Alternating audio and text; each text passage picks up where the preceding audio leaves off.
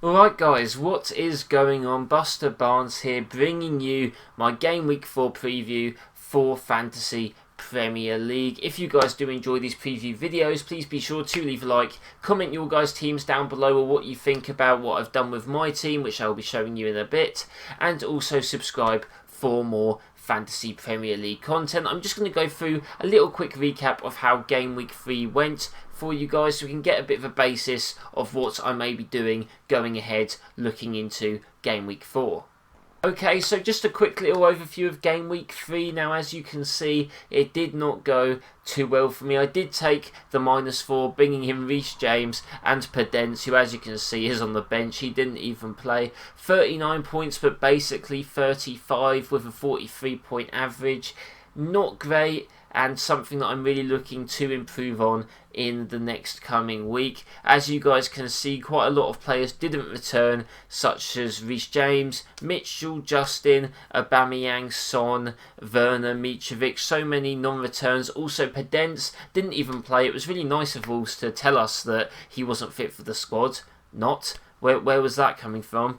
But, I mean, yeah, just not a great showing from my squad this week. However, I am feeling a bit more positive going into Game Week 4. So without further ado, let me show you guys what I've done. Okay, so as you guys can see now, this is my updated team for Game Week 4, and I have made my change, which was taking out Heung-min Son. Now, he may only be gone for 1 week, maybe 2 game weeks, but that's not enough for me to hold on to him. I could always just transfer him back in. His price will probably drop a little bit as well, I'm assuming, over the next week or two, so maybe I could get a bit of profit there if I do in fact choose to bring him back. But with Bale coming in, maybe his minutes will be a little bit more balanced. I'm not too sure. He's a great player anyway, so probably not.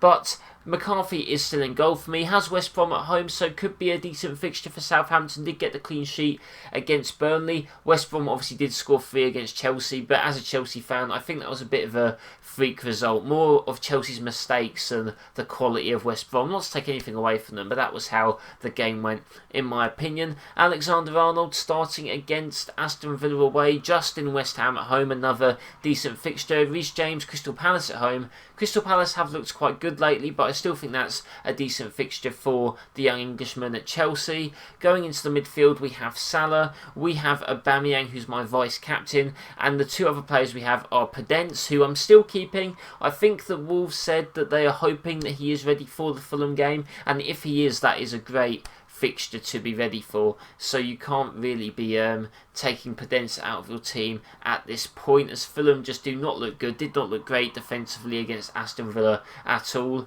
And the other player I've gone for is Mahrez. He's the player that I've brought in for Son. Now, maybe a bit risky, as we all know, the Pep Roulette is a thing, and we don't know what team Guardiola is going to select. However, with Jesus and with Sterling out, I think it does seem a little bit more likely that we will be seeing Mahrez start some games. I know they have that winger Torres that they brought in, but I'm not too sure how quickly he's going to be thrown into Premier League games as well, especially just coming off a very big loss to Leicester. Whether that was deserved or not, I'm not too sure. I do think that the lack of pre-season for some teams is definitely affecting them slightly, especially City, who do seem to have a lot of fitness issues going into the start of this season. But Mahrez, hopefully, he's a short-term pick, I think. I don't think I'm going to have him for that long, but hopefully he can do the business for at least this week and maybe the week after as well. Front 3, Calvert-Lewin against Brighton, Mitrovic against Wolves away. Now, I'm not too confident, but also Wolves did concede 4 to West Ham, so maybe we can see a cheeky Fulham goal. Not too sure how long I'll keep Mitrovic if he doesn't start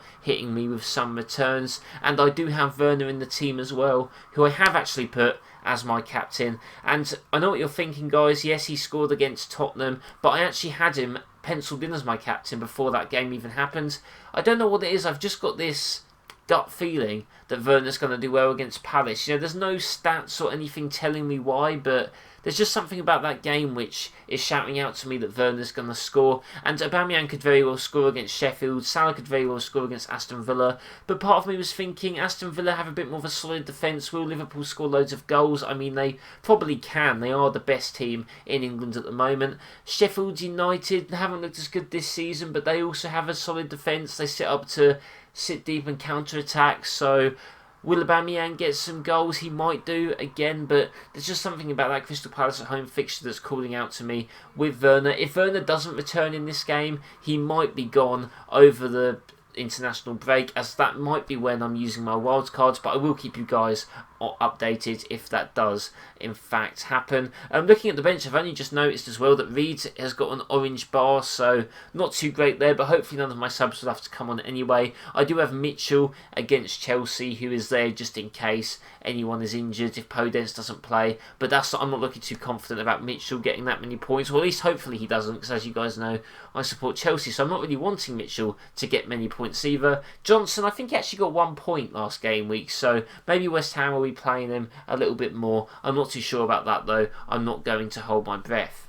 Okay guys, so as we do, I will be giving you guys 3 fixtures that I think you should be focusing on when bringing in players or getting rid of players for this upcoming game week, if you're, say, using your wild card, or even free hit if any of you guys have been using that this early. A key fixture that I think people should be focusing on is definitely Wolves v Fulham. Wolves didn't look that great against West Ham, however Fulham just looked terrible defensively. I do think Wolves will score goals. If you have Jimenez, definitely keep him. Other players as well. Podence, I still think you should be keeping. Semedo maybe. Vinagre as well, obviously with Marcel injured. I'm not too sure if he's meant to be back or not, but it still could be some good returns for Wolves players, so I definitely keep an eye on them. Also Leicester players as well against West Ham. Yes, West Ham beat Wolves, but I don't think it was necessarily, you know, a representation of how good West Ham are. I could be wrong, but I do think Leicester have looked very good, and penalties are just massive as well. So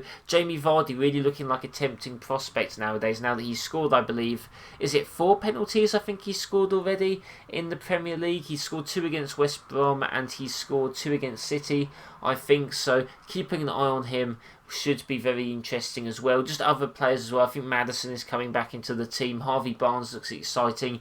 Justin as well for that clean sheet that could potentially happen. I think Leicester assets look very appealing during this week. And the other fixture that I think people should maybe be taking a look at is maybe Everton versus Brighton. 2 teams that have been decent. Everton obviously reaping a bit more of the rewards this season. Brighton very unlucky to not get points against United and Chelsea, as they did play very well in those games. So it'll be very interesting to see how those 2 teams match up.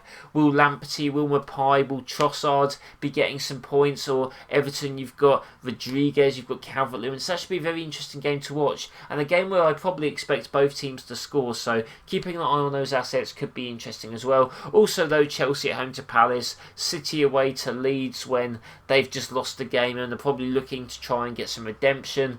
These are all interesting fixtures to watch, and I think this should be a very interesting game week to see from the other side and how our teams do. But hopefully my team can improve on last week and we can see another green arrow. I'm at 163,949 in rank, so still not too bad, but I would still love to get a green arrow. I don't want to be going downhill from here. I want to keep up the momentum that I do have. So I hope you guys did enjoy this little preview into what I am doing heading into Game Week 4 in Fantasy Premier League. If you guys do enjoy these videos, please be sure to leave a like and comment down below what you guys are thinking of doing or have done leading up to this game week as well. And as always, please be sure to subscribe to my channel for more Fantasy Premier League content. I hope you guys do have a nice day, and I'll see you next time.